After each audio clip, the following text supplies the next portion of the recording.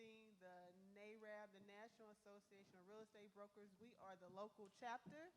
We are the realtors of Metropolitan St. Louis. We are here today to provide you with an awesome home ownership panel to give you all the information that may be swirling around in your head on home ownership, how to attain it, how to prepare for it, and how to keep it, and also how to grow generational wealth. We have some lovely panelists here today. I'm going to introduce to you. We have Gregory with Liberty Mutual.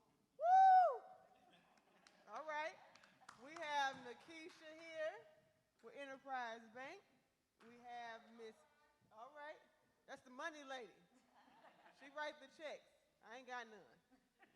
We have Miss Kelly here, Miss Kelly Butler with Gateway Realty, broker owner, and Miss Marsha Parks, right, member of NARAB, she ain't gonna tell you, but she a broker salesperson as well, all the knowledge. And my vice president. Everybody sitting here is a member of the National Association of Real Estate Brokers and the Realtors of Metropolitan St. Louis. Miss Kelly here is our secretary. Lovely secretary, by the way.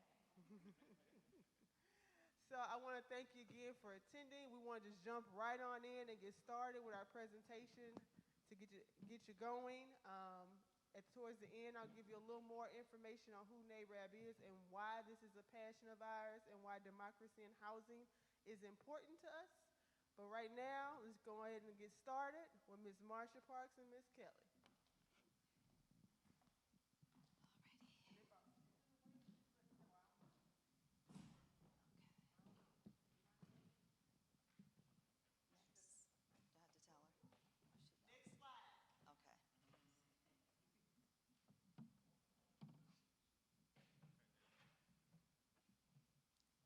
Next.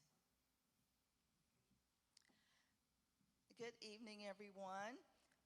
Many potential home buyers believe that they are in this process alone. That is not accurate. There is actually a team to assist them throughout the process. This particular slide depicts the home buying team. At the top here is the home ownership counselor, which the counselor will assist with any credit score issues. They can help you increase your credit scores, and sometimes they can assist with down payment assistance. You have the lender. The lender is very important. The lender is the financial institution that will provide the funds to assist you with purchasing the home. You have the real estate agent.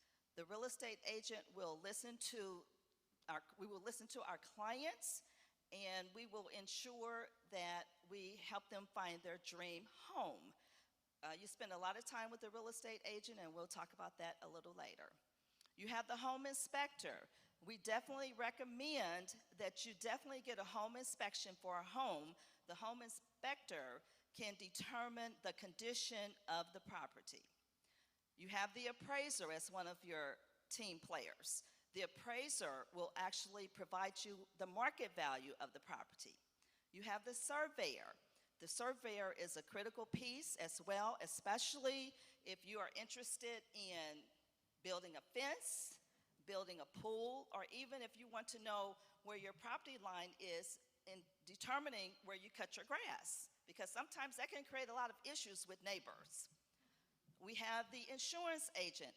The insurance agent will protect your property/investment because your home is an investment, and for most people, it's the largest investment a person will make in their lifetime. You have the home warranty.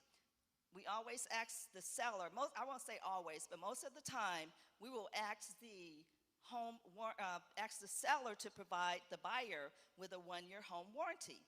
The 1-year home warranty will cover appliances, HVAC systems, ceiling fans, plumbing, and many other items. So it's very imperative that you get a home warranty.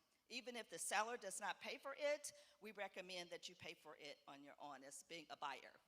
We have the escrow agent. The escrow agent is very important as a part of this process.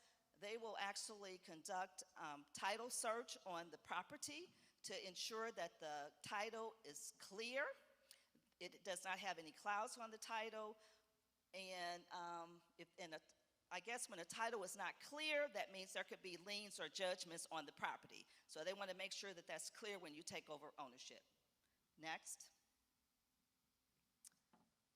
The first step in this process as a buyer, you have to ensure that you are ready to purchase a property. You have to have savings. You cannot come to the table with $0 in your account. You have to have money for the inspections. The inspections can cost up to $1,500. You have to have money saved for the earnest money, and the earnest money deposit is to ensure that you're serious about purchasing the property. And you also have to have a reserve in the account. You cannot take all of your funds out of your account. That doesn't work either. The home ownership counseling, I sort of talked about that a little earlier. Next slide, please.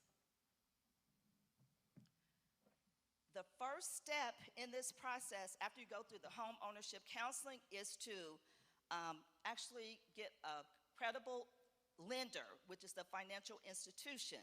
A lot of people do not realize you can actually check with various lenders. You don't have to go to one lender and decide, I'm going to get my loan with you. It's best to check various lenders, check their rates, check the programs that they have available, because it has to be something that fits your particular needs as a home buyer. And then the lender also will ascertain how much you can afford, how much home you can afford. Next slide. The next step after the lender is to hire a real estate professional. I know everybody goes to the internet and we Google everything and everybody.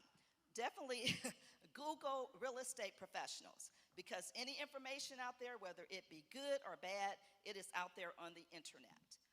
I ask that you interview at least 3 real estate agents. If you are going to an employer trying to obtain a job, then you will be interviewed by an HR person, correct? So you want to do the same thing. It's like you are that HR person, and you need to interview the real estate agents to ensure that they are a good fit for you. Everybody's not a good fit, and that's okay. You will be working with an agent. It used to be approximately 2 to 3 months, but because of the shortage of inventory at the present time, it could take 6 months before you can actually find a property. So you have to be comfortable with that person that you're working with, because you're going to spend a lot of time with them. Next slide. These are just some suggested interview questions, but you can come up with a lot more. You can come up with a lot more questions. So how long have you been a realtor? Are you full-time, part-time? Why should I hire you? Do you specialize in a particular area? Do the buyer pay the commission or any other fees? That's very important that you ask, because there are some fees that the buyer can pay and they might not be aware of until after the fact. So you need to ask that question up front. And ask them for references, and contact those references to see how that person pans out. Next slide. So what are the real estate agent's responsibilities to their clients? We advocate for our clients. We have a fiduciary responsibility to our clients. We have to provide due diligence. That is very, very important. It's all about our clients. It's not about us. Our clients are our number one priority, and we have to ensure that we are taking care of them. We negotiate. If you find a property that you're interested in, then the real estate agent will help negotiate an offer for you. We are aware of comparable properties in that area, and we can help you determine what offer you must place on that property, or you should, but it's your decision as a buyer. We make counter offers. Sometimes the first offer that you submit, it could be rejected, so we can help you with the counter offers. We manage all the paperwork. There is a lot of paperwork involved with this transaction. So we kind of handle that for you. We take all of the stress from you, and we actually take on that stress. And at this point, I will turn the mic over to Kelly, and she will proceed with the real estate portion. Thank you, Marcia. Testing. Thank you, Marcia. So I'll pick up from here, everyone. The real estate agent also is going to be your guide. A good real estate agent is going to talk to you to see what your needs are, to be sure that they are guiding you and directing you in the right direction concerning what kind of home you desire, what area you desire it in, what price range is a good fit for you to stay within your budget. Your real estate agent will help you with all of that. Your real estate agent also is going to educate you through the process. You'll go step by step with them. So you're going to talk about the process. You're going to talk about the contract. You're going to talk about the home inspections. You're going to talk about the earnest money deposit, all the terms and things of that nature that are within the contract and what it means. And so by the time you come out of this particular process, you're going to be very well educated on what you just did, okay? Next slide. A real estate agent also is going to be a great networking force for you. The real estate agent, especially if they've been in the industry for a while and they're well connected, they will have very trusted relationships with lenders, home inspectors, insurance agencies, title companies, contractors, just anyone that you will possibly need throughout this process. There are times that we have clients that will need references such as contractors and things of that nature. So your real estate agent will be very connected in the industry to help you with whatever it is that you're going to need through the process. Also, your real estate agent is going to help you get through the challenges that are going to come up during this process. Once you get started with the lender, there are going to be a lot of digging going on. I don't know what else to call it. I try to warn my clients, if there's anything out there, they will find it. And with that, sometimes it brings up a lot of different challenges, and your agent is going to be right there to help you maneuver through those challenges, get what it is that you need to be able to continue forward throughout the loan process, and help you get to the closing table and actually close and get the keys to your new home. Next slide. Home inspections, okay. The home inspections generally come right after you go up under contract on a home that you desire. Your real estate agent will be connected with inspectors in the industry, although you have an option to choose whoever it is that you would like. But this process comes right after going under contract, and the type of inspections that you will have will be a sewer lateral. Sewer lateral inspections basically is where someone will come in with a camera and run the camera through the sewer system up under the house and also in the front and backyard of the house to tell you and show you what type of condition that those sewer lines are in, which is very important. The other inspection is a radon inspection. This is an inspection to detect any type of an odorless gas that could possibly be on the property, that if it's very high levels, it could be very harmful to someone, and so therefore you would definitely want to know if you got any colorless or odorless poisonous gas in your home, so we recommend that inspection as well. Next slide. Oh, and just, I didn't see the other one, the home inspection, just to elaborate on that part.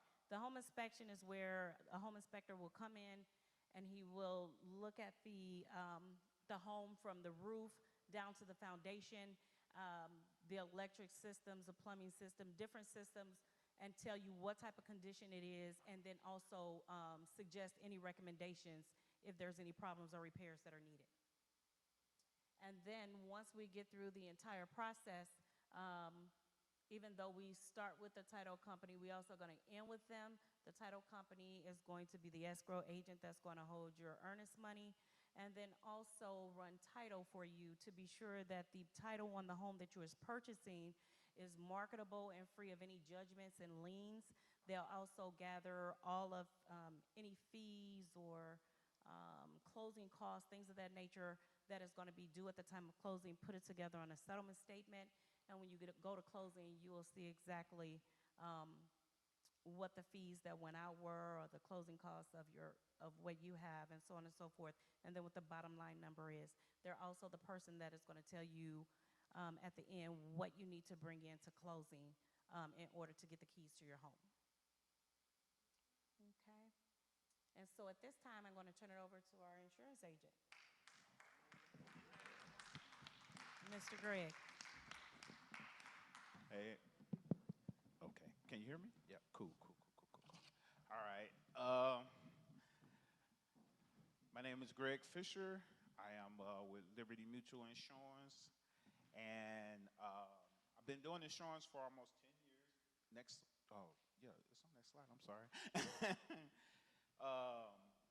I've been doing insurance for almost 10 years, and in the insurance world, there's a lot of things that come up in the home buying process that every homeowner, they have misconceptions about. But the number one thing is everybody always asks, why do I need insurance? And it's a simple question, but believe it or not, for people that have never owned anything like that, it's a common question. The next thing is, how do you find the right coverage? A lot of people don't know about that. You know, and the next part is, you know, how do you save money on insurance? A lot of people don't know that. So having an agent on the team in the home buying process is essential. So I would tell people that anybody that's going out there to look for a home, while you're looking for an agent, get connected with an insurance agent immediately. Next slide. And in the insurance process, when it comes to why do you need an agent or why do you need homeowners insurance, it all goes down to the part of when it comes to wealth. It is the biggest thing that you ever purchase in your life. With the homeowner process, the insurance company takes that debt that you have or anything that you're going to get, and they transfer it over to the insurance company. So you want to find someone to be able to help you in the event that there is a lightning strike, theft of the home, windstorm, hailstorm, anything that takes place in the home. You want to be able to have an insurance company to cover that for you. And what happens is a lot of people, when they look at these insurance companies, they get all the stereotypes of how, you know, having auto insurance and all that.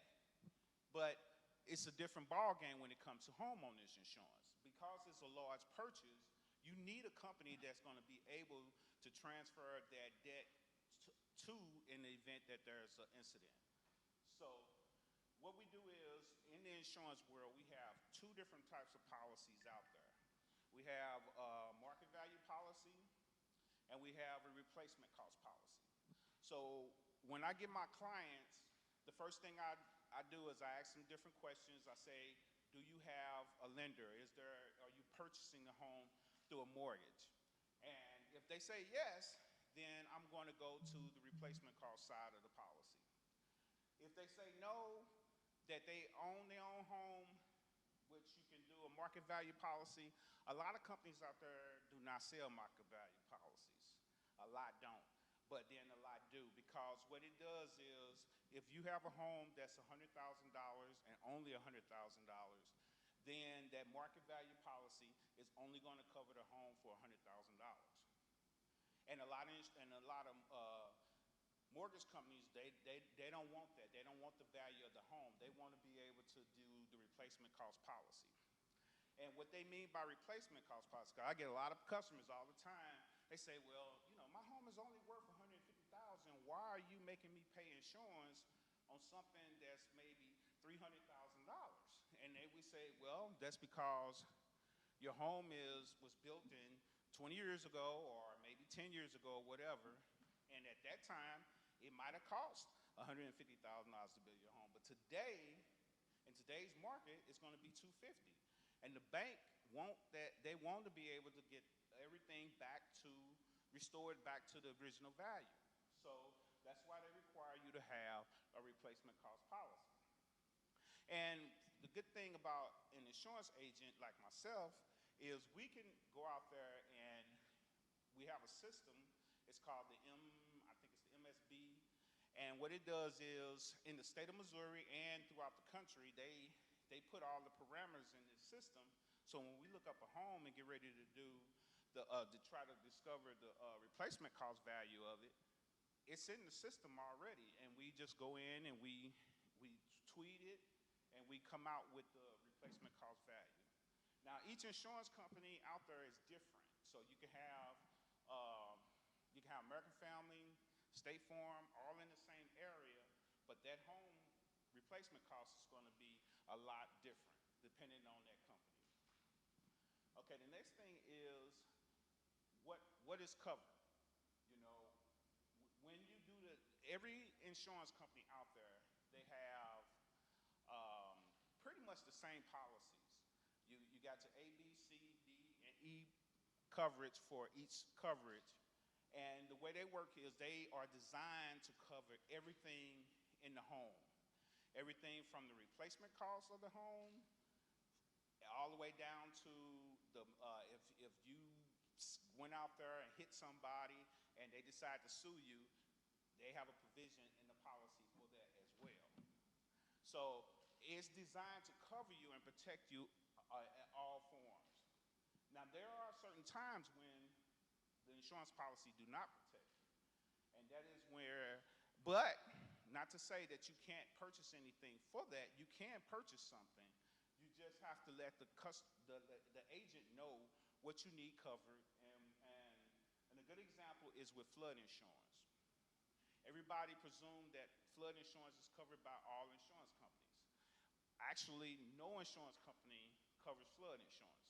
It's all covered through FEMA, and we all have to be certified to do that. So, you know, what we do is when somebody needs flood insurance, I go to one of my providers and we go out and we purchase the insurance through FEMA.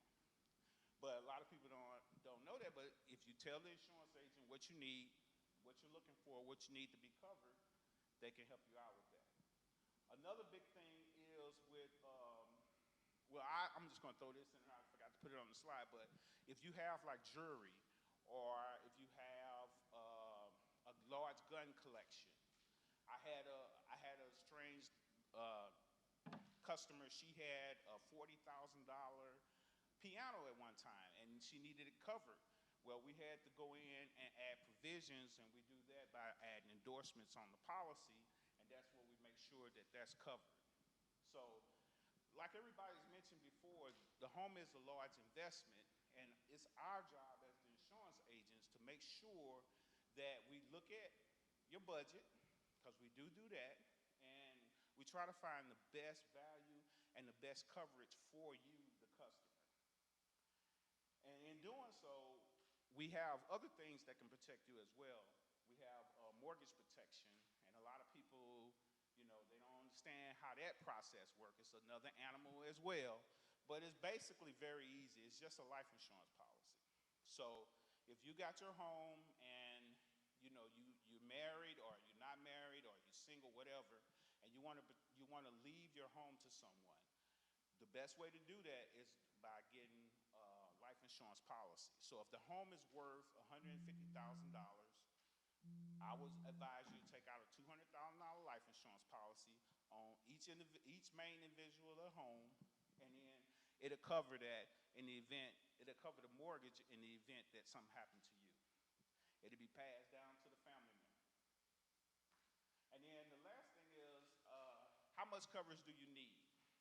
So, again, as the insurance agent, I look at your situation and I try to figure out where you are on the table as far as needing anything, and as far as what kind of coverage you have, what kind of valuables you have, and then I will sit down and determine what is best for you. But I try to make sure I stay in your budget. I don't go overboard. Right now, it's a lot of challenges out there because just like the real estate world and the insurance world, with everything going on, the price of lumber has went through the roof, And so because it went through the roof, guess what? It's making the home buying process a little bit more challenging. So right now, I just got a report that most insurance companies is going to go up in August on home premiums because of that.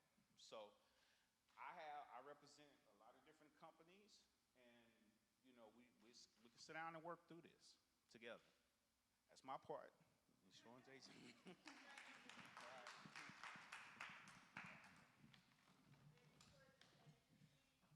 Well, I guess that leaves me by default. Good evening, everyone. My name is Nikisha Joseph, and I'm a Community Mortgage Loan Officer for Enterprise Bank and Trust. So we are the money. I have the money. So before you can deal with any of these wonderful individuals, you have to stop by me as the mortgage loan officer. So could you go to the next slide, please? So my biggest suggestion is research your financial institution.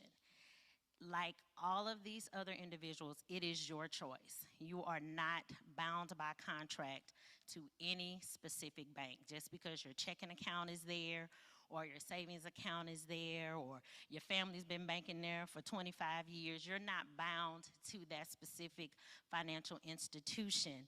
You want to do your interviews. You want to do your due diligence. You want to see what programs they have available. And what I have here is all of those things. You want to know your choices. Look for supportive and reliable banks, people that are going to support you on your journey. Know your bank's portfolio relative to your request. You're requesting a home mortgage. Some banks are not robust in home mortgages, so they don't really kind of know the nuances of some of those things. They may be a commercial heavy bank, so they don't deal well with mortgages, but they do them. So you definitely want to know their portfolio. Know your banker's background. So the person that you're dealing with specifically, your lender, know their background, know how many loans, if they're willing to share, how many loans they've closed, or if they're familiar with dealing with individuals in your specific situation. Next is ask what their process is. Every bank has their own process that they go by. There are standards, there are industry standards, but banks also have their own process. So you want to know what that bank's process is and what their requirements are, because it will be different from institution to institution. How are loan decisions made by your bank? So banks have, like I said, they have their different nuances on how they deal with different situations. So you would have to ask your loan officer, how do you deal with certain situations? Or if this were to come up, how do you all handle those situations? And lastly, what is the bank's attitude towards risk? Some banks don't like to take certain risks in certain areas, so they will be very forthcoming with that information if this is a type of loan that they are not willing to take a risk on. Again, finding your financial institution to support you in this is your decision. Next slide, please. Required documentations. As Kelly so wonderfully put it, we're going to dig. We are going to dig. We're going to find every little thing. And I'm going to give you a little quick story. My own, when I was buying my house, they was like, well, you had a home equity line of credit in 1984. I said, I wasn't born till in the 70s, so how I get one in 84? But my parents put me on their accounts so that if they were to die or anything, we wouldn't have to deal with probate, that my sister and I could immediately just, start handling business should we had to. But that showed up. The bank did that digging back to 1984, and I was calling my mama, didn't know what was going on. So we're going to ask for every little thing, and the more we dig, the more information we're going to ask for. So there is what we call the proverbial rabbit hole. We will go down the rabbit hole with you, and we're going to ask a ton of questions. It's going to seem like we're being real nosy. We are. But, but it's for your benefit, because we don't want you, what I call, to be house poor. We don't want you to get into a financial situation where in 6 months, 2 years, 3 years down the line, you're going into foreclosure, because no bank wants to foreclose on a property. Nobody wants that on their books. So, the government frowns negatively on banks when we don't do our due diligence and we're actually lending to individuals who are not financially able to retain a home, because FHA will say you can no longer do FHA loans or you can no longer do these type of loans. So banks are very adamant in making sure that we dig as deep as possible. So these are some of the basic things that every single bank is going to ask for. We're going to ask for the most recent 2 years in personal tax returns. So file those taxes, okay? And don't say, well, I do my Uncle Bob and them, and I get this $500 here every month to do that. If it's not reported, you can't count it as income to purchase a home. So please keep that in mind. Most recent 2-year business tax return. So if you are a hairstylist or if you own your own business, we're going to ask for the most recent business tax returns. And that's especially if you own a business or you have 25% or more ownership in a business. Most recent 30-day paycheck stubs. You have to be gainfully employed in order to purchase a home. So we're going to ask for that information. Most recent 2-year W-2, so that's showing that you have federal taxes taken out of your check. So we want to see that, and we're going to make sure that that coincides with what your personal tax returns state, as well as we will also contact the IRS to actually get transcripts for that as well. Then, of course, we want you to have an ID. We got to make sure you are who you say you are. We want your most recent 1099s, award letters, SSS, or pension. So it's a misnomer. Just because you don't have a job, let me back up. Just because you don't have a job does not mean that you won't qualify for a home. Because if you do have 1099 income, SSI, which is Social Security insurance funds, or pensions, you're retired, those funds are included as income. So you can qualify a home with just those. You don't have to have a 9-to-5 job. Most recent 2-month statement showing where your SSI or your pension deposits are going into. So we have to what we call age all the money. The money has to be in your accounts at least 60 days. So if you're getting your refund check, wait 2 months before you decide you want to hold on to that money, keep it in your pocket, sit on it, don't get happy, don't run out to the mall and sit on that money. It has to age. We have to see it being in your accounts for at least 60 days. So we're going to look at that. Most recent 2-year K-1s, that's if you're a business owner. So that's if you're not a business owner, I won't go down that rabbit hole, but K-1s is a whole nother monster. And then we look at those. Most recent statement for IRA, 401ks, and other retirement accounts. People don't know that you can borrow against your 401k if you're looking to purchase a home.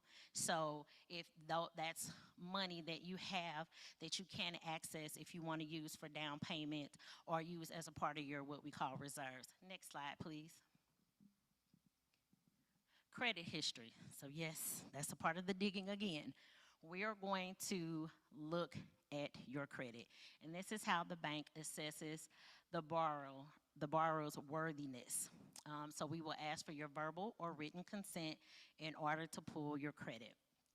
So you will have to explain any blemishes or delinquencies or short sales or foreclosures or liens or anything like that that is currently on your credit report. You will have to give an explanation for that. We're going to need a documented explanation. So if you have been in bankruptcy, you're going to have to provide those discharge or those dismissed papers, and we're going to review them. You have to be out of bankruptcy for at least 2 years. So we're going to make sure that you're meeting those requirements. You should be prepared, like I said, to make a written statement to explain any negative items that are on your credit report. And as your lender, we're going to help you evaluate all of that information and make sure that you are making sure it states what it needs to say when we get that explanation letter. Next slide, please. Reserves. That's that money that my lady over here was talking about. You can't just come to the table with $0. It's a misconception. A lot of people say, oh, no money down, no money down. maybe over the course of the process, it may end up at a $0, but you do have to come to the table with some money vested. Because what a lot of banks want to see is that you have money in the bank should you lose your employment, that you're still able to make your house payment. So if you don't have money in the bank, you are now what the bank considers a high risk. And we are not willing to take that risk because you 9 times out of 10 will end up in a foreclosure status. So we're going to check your savings, your checking account. We want to see what emergency funds that you have available to make sure that you're making your housing expenses. And so a lot of banks will measure them by months. So a lot of lenders will want you to have 2 months of reserves. I like to see 6. Because in this industry, the reason why I say that is I want to see your monthly payment 6 times. I just say because I feel like that's a lot of cushion for you as an individual to make sure that you're able to make the payment if you are looking for work. 6 months is a good time frame for you to sometimes, because sometimes it takes longer, but 6 months is a good time frame where you don't have that heavy burden of making sure that you're making your mortgage payment. We know that money's in the bank. Next slide, please. Renting history. So a lot of banks want to see at least 12 months of rental history. If you don't have rental history, you will have to provide an explanation where you're residing. And if you are not required to pay for anything while you're residing there, whoever that person is who's allowing you to stay in the residence, they need to provide a letter stating that you are staying here in this home and you are not required to pay rent, because we want to see a history. So we may contact your landlord. We may look at your bank statements. We may ask you for canceled checks for 12 months worth of rental history. So you will have that. Next slide, please. Down payment. So down payment is different than reserves, okay? They're 2 different things. So down payment is a percentage of the sale price of the home. So there's 2 different things you're going to deal with as a borrower. You're going to deal with a sales price, and then there's going to be a loan amount. So the sales price is how much it is when you and your real estate agent sit down, you write up your contract, it's accepted by the seller, they send the contract over to the lender, re-review it, and say this is the sales price. So you are responsible for a certain percentage of that sales price as your down payment. And then that now leaves you with the actual loan amount, what we're actually going to lend to you. So there's a difference. So most banks will give you that. So FHA's down payment minimum is 3.5%, and conventionals are typically 5%. If you get a 3% conventional loan, you got some really, really, really good credit. I mean, like perfect. Really, really good. And it's a misconception that you have to put 20% down on a conventional loan. That's a misconception. You do not. Freddie Mac and Fannie Mae have some amazing home buyer programs where you can put 5% down. So don't think you always have to go FHA as your route. Next slide, please. Gift letters. So if you are so blessed and so lucky to have a family or friend who is willing to give you money to go towards a purchase of the home, we will use that money and count that money, and it will be considered reserves for you. And you can use that for your down payment. You can use that for closing costs. All they have to do is provide us with a letter stating how much they are going to give you and that it is a gift, and you will not be required to pay that money back. And then we also have, then we go digging again, because they're going to have to show us where the money came from and when it was deposited into your account. So there's so many moving parts, and so you'll get a little frustrated with your lender because they're going to ask you a lot of questions. But no, our goal, just like your real estate agents, is to get you to the closing table and get those keys in your hand. Next slide, please. Credit. So know your credit score. So before you start shopping, you should have a good handle on what your credit score is. For our bank, the minimum is 640 for an FHA loan and 660 for a conventional loan. So you want to know what your minimal credit score is. And at our institution, we do all three. We're going to look at Equifax, TransUnion, and Experian, and we always take the middle number of all three credit bureaus. So you may say, oh, well, Experian say I'm at a 670. Okay, you at a 670 at TransUnion, but Experience may have you at a 598, and Equifax may have you at a 620. Well, we're gonna take 620. We're gonna take that middle number. So make sure that you understand and know your minimums. And so you, as a consumer, have the ability to pull your credit report once a year. And this is the website to go to is www.annualcreditreport.com. You can get it and you can look at it. And then as your lender, when I pull your credit, I'm going to see everything. I'm going to see every bill that you paid, every bill that you didn't pay, when you was late, who they sold it to, who the creditor is now. I'm going to see all of that stuff, and I'm an unconventional lender. I will work with you, and I say, well, this is what we're going to do. We're going to set up a plan, and this is our plan of action over the next 30 to 60 days, so we can get you to the place where you can purchase a home, because your credit cycles every 30 days.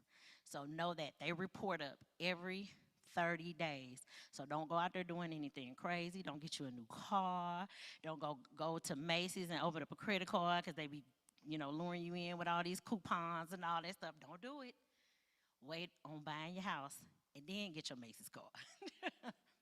Credit repair companies. We work in tandem with a lot of credit repair companies out there that will help you repair your credit. It may take a little bit longer.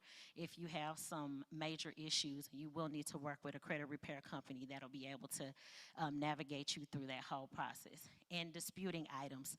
I can show you how to dispute items, how to help you clean it up, and that also falls under credit repair. I am not a credit repair person, but I do have a couple little things in my arsenal, in my back pocket I can help you with as a lender.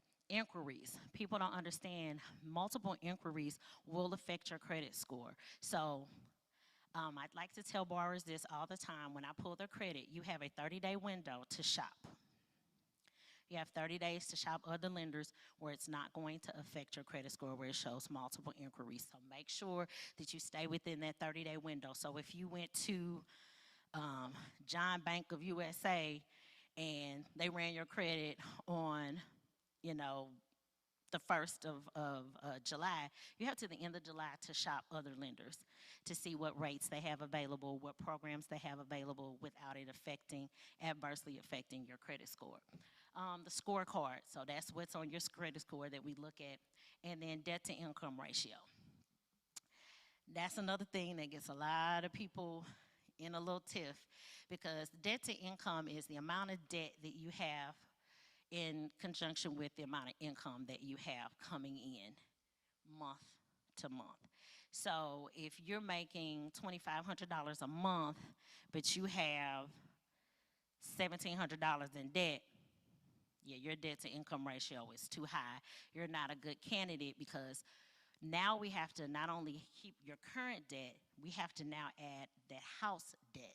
And that's a different debt, and then it'll put you over. So we have certain ratios that are the same at every financial institution. This was set in place by the Consumer Bureau, so we have to follow those same guidelines. So if you exceed those ratios, we can't lend to you, because then it's what they call predatory lending.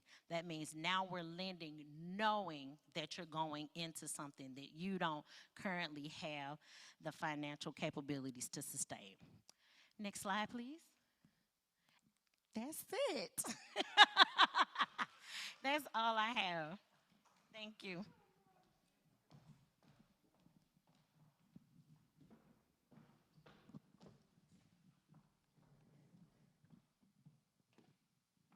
I'm back. Y'all miss me? Of course. Well, I want to say thank you. Let's give everybody on this panel a round of applause. These lovely people with all of this information for you. And you got to know there's so much more to give in between. swing, right? We just gave you the general overlook, and I know this was an hour presentation. It seemed like a whole lot. Your head may be spinning, but I'm here to guarantee there's so much more that goes into it. But that's why, as Marsha and Kelly said, you gotta get that trusted realtors to guide you through, so they can help guide you through all 191 steps to purchasing your home, right? And that's not including just getting you ready, right? Sometimes we take you on 6 months, 1 year ahead of time to get you financially ready, and we will do that for you. That's part of being an awesome realtor. So thank you guys again for presenting to the people and giving them all of this information. So I'm going to rewind a little bit, and you may wonder why we're here and why we want to give this information to Prince of Peace and to other churches and just the communities that we serve in general.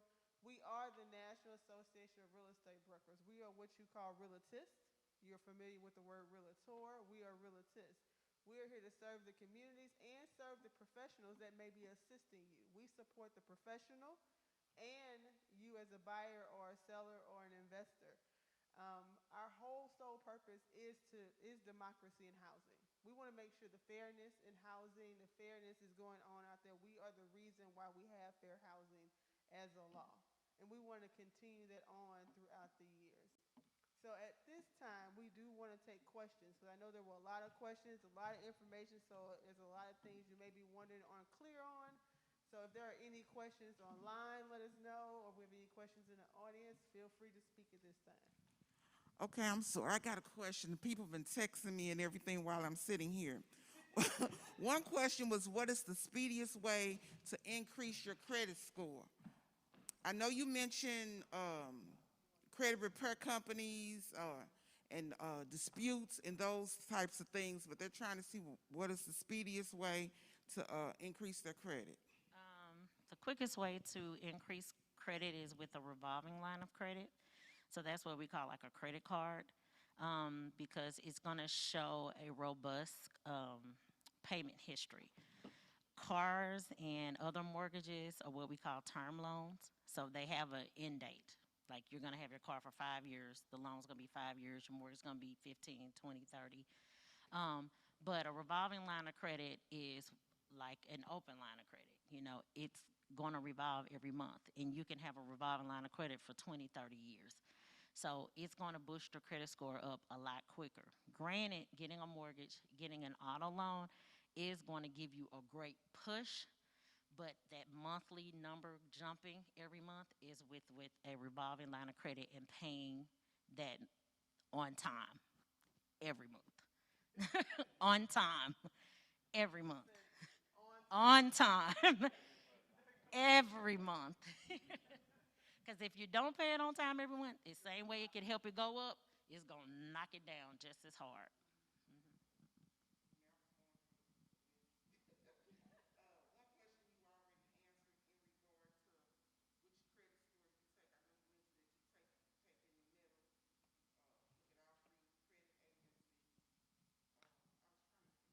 Oh, hey, one of the things I forgot to mention as an insurance agent, your credit score does have a lot, it does play a lot when it comes to the insurance price too. So please remember that, because we have a credit score that we use also for you when you purchase a home as well. I have a question for the lender. So your particular bank starts at 640, but what is the knowledge we need to give to the audience on just in general? What is standards for FHA? Standards for FHA is 580. But most banks are going to be 640. And 580 is the lowest, but the bank can have their own credit minimum.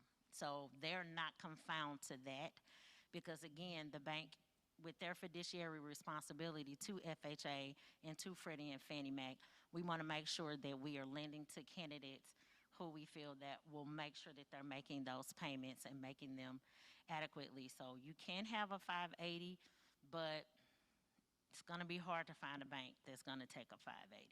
But that's what FHA's minimum is. But yeah, it's going to be hard to find a bank that's going to do 580. They're going to want you in the sixes, because 580 and you're looking in the FICO score is poor if you're looking in the range. It's poor. 600 to 650 is fair. So if we're starting at 640, we're in the fair range. So we're still trying to make it where it's comparable for most individuals to be able to purchase a home with a credit score of 640. And I would like to elaborate a little bit on the credit scores as well. So, as she said, the 640 is really kind of standard with most banks, but there are also some lending institutions out there that can approve you from that 600, that middle score being at that 600 on up. But one of the things that I like to encourage people to do is to get their credit score up to at least the 640 anyhow, just because it opens up other opportunities for them to be able to get down payment assistance to assist them with the purchase of their home. And most programs are going to require you to be at your middle score to be at least a 640 in order to be able to get the cash assistance to purchase your home. Like you said, your insurance too, that's going to affect your insurance rates. You know, the lower your credit score is, the higher your insurance rate is going to go. I just want to make a statement. So in general, so we gave you all the middle pieces, right? The beginning of starting to look for your home to you achieving the dream of getting the keys. So these are the pieces they're trying to give you for the home readiness. And I use the term home lightly because it's truly life readiness. This is getting you life and financial ready for a ton of decisions and a ton of things that you may want to do in your lifetime besides buy that home. You know, so you're getting yourself prepared and supported and financially ready for everything. You're getting yourself to the point where you have these 6 months of reserves, where you're able to save, where you're able to make all your payments on time, getting yourself to that point before you take on that large responsibility for buying a home will be awesome. Stress is not where you want to be. You're in a nice home, right? But you're going to be stressed in the home. And that's not the goal. We want you to live well, right? And part of living well is achieving the dream, but also living healthy. So not just healthy as in our physical bodies, but financially healthy as well. So that is our whole purpose. We don't just want to get you in the home. We want to make sure you can maintain the home, because getting in there, that 6 months of reserves might be needed for repairs. And they will come. You know, we are not Cleo. We don't have, glass balls, right? We don't predict the future. The very next day after moving in, something could go wrong, right? So we want to prepare you for that. So we actually prefer you to reach out to a realtor 6 months to a year in advance. When you start thinking about, I'm going to buy myself a property, give yourself time to get yourself there. So you know you're 100% ready when you get ready to walk in the door and ask her for a check. You know, when you got your hand out, you know she's going to say yes. And you don't have to worry about all the confusion and being turned down, right?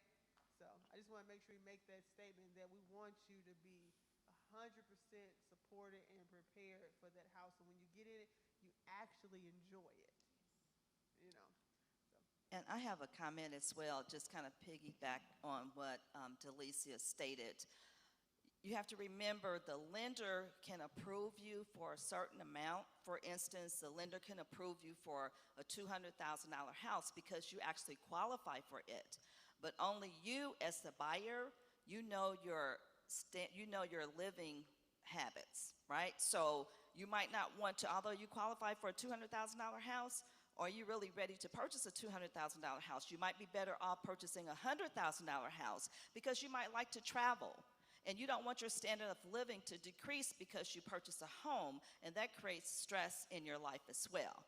So make sure that you're ready to purchase that home and be able to continue your standard of living. You might like to travel. You might like to shop. You might like to dine out a lot. So take all of those things into consideration as well, because only you know what you can truly afford and not change your standard of living. I did all that. You still want to party? I think there's a question up there. Yeah, it says, how do you know how much you can get approved for? A little detail in it. So how do you know how much you can be approved for? But can you go in a little detail about how you determine that? Okay. So definitely income is really the determining factor. A lot of people like, oh, I have this much overtime, and I have this much overtime and stuff like that. A lot of time overtime gets kicked out. A lot of time overtime gets kicked out unless you can prove and we can show that it is going to continue for at least 2 years. So we're gonna look for that. If it's sporadic, we're not gonna include it. We're gonna kick it out, and then we're gonna look at that. So that's where your debt to income ratio starts coming in.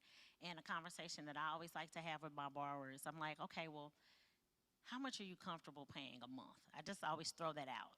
And they was like, well, I pay $1,500 in rent, but are you comfortable paying $1,500 in rent? You may be making it, but that may be the last dollar or the last dime. Now you got to wait till you get paid again before you can buy groceries. And that's what I call house poor. You don't want to be house poor. So yes, you may be paying $1,500, but a mortgage that's $850 may be something that's more comfortable for you, because you have to remember there are other responsibilities that come along. So what we're going to look at is we're going to look at how much money you make a month relative to the amount of house that you're trying to buy. And then that's where that delta income ratio, and then we have what we call a housing ratio, and it can exceed 26%. So we're looking at that, and we're trying to see, okay, are you following within that numbers? Because then we're going to what we call escrow. We're going to escrow in with your homeowner's insurance. We're going to escrow in property taxes, and that will move your monthly payment up, and that can throw your housing ratio out. So yes, you may qualify, you may think you may qualify for a $185,000 house, but you're thinking about just principal and interest. We're thinking about principal, interest, taxes, and insurance. So we're looking at which could be an additional $300 to $400, and there's also what we call mortgage insurance. Mortgage insurance is going to be included in that, and mortgage insurance came about after the whole housing market crash in 2008, and that is so banks won't have to be bailed out by the government anymore. So if you're not putting at least 20% down, you're going to have mortgage insurance. And the difference between conventional and FHA, you're going to have mortgage insurance for the life of the loan. So if it's a 30-year mortgage, it's going to be for 30 years. You're going to have mortgage insurance. For a conventional, it's going to be 8 to 10 until you get to what we consider 80%. That means 80% of the loan value. That means only 80% of the loan is left for you to pay.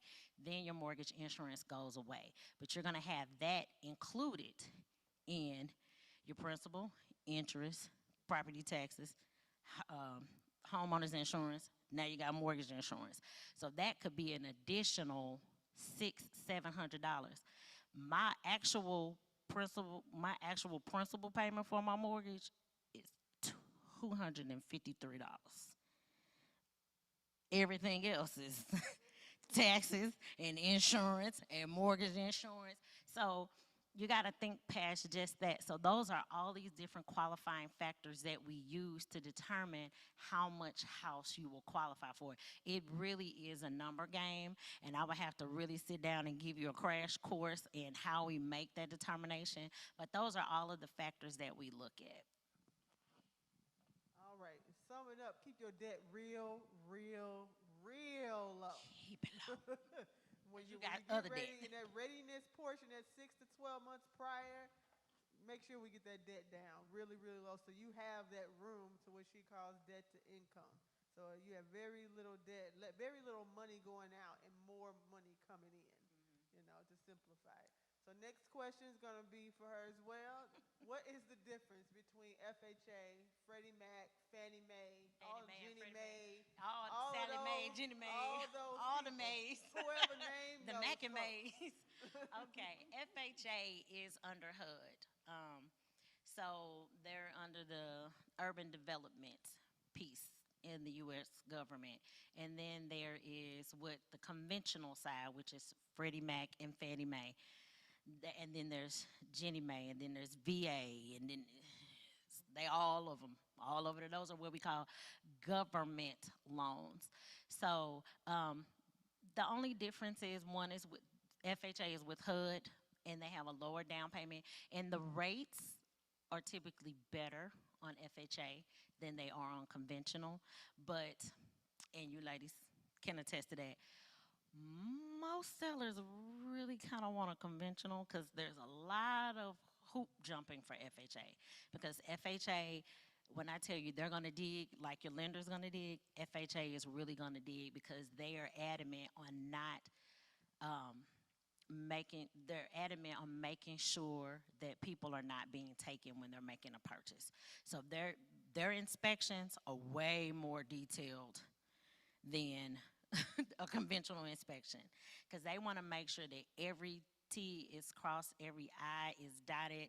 They want to make sure that everything is right with their home when you walk into it. So they're going to have different requirements. So FHA is a lot more stringent.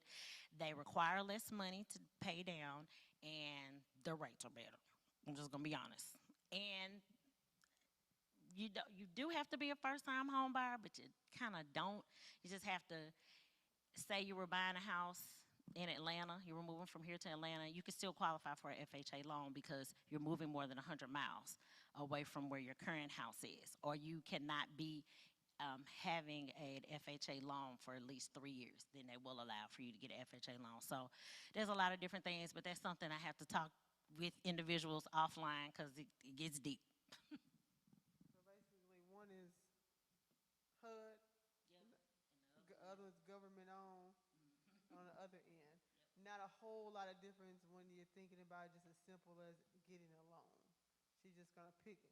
How it makes her pick the deciding factor is actually what's best for you. That's all.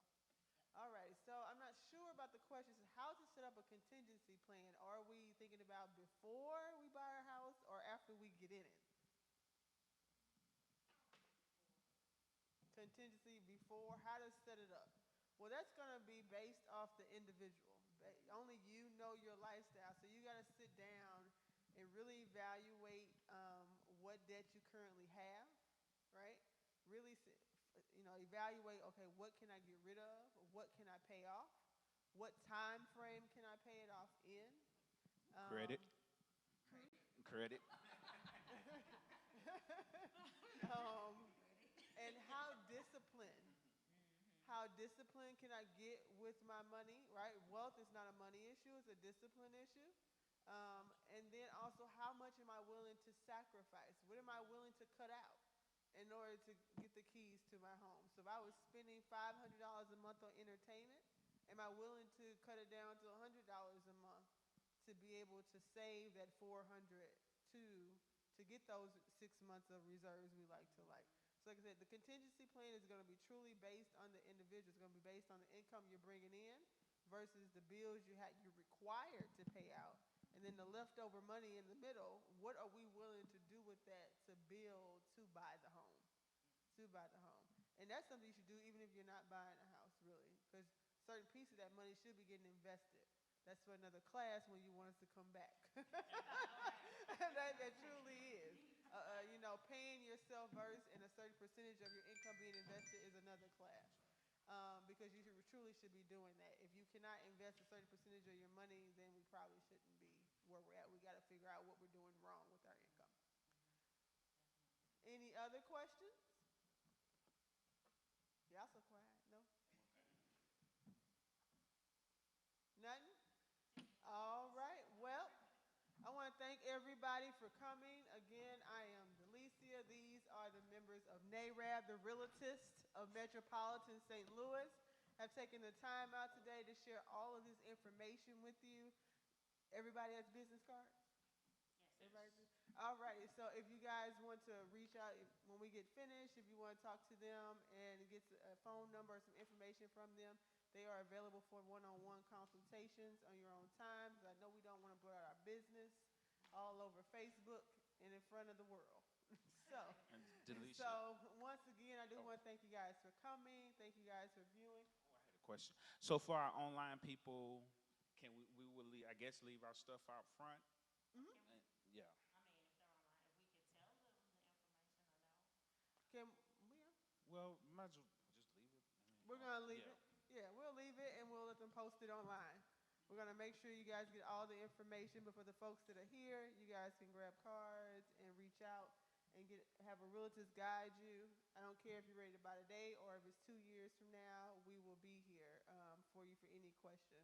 And even if you know someone who currently owns a home and they have issues, they could reach out to us as well. So thank you once again for allowing us to come to Prince of Peace, putting up with us, listening to us, because this is what we do. We love to educate and love to share. Thank you all.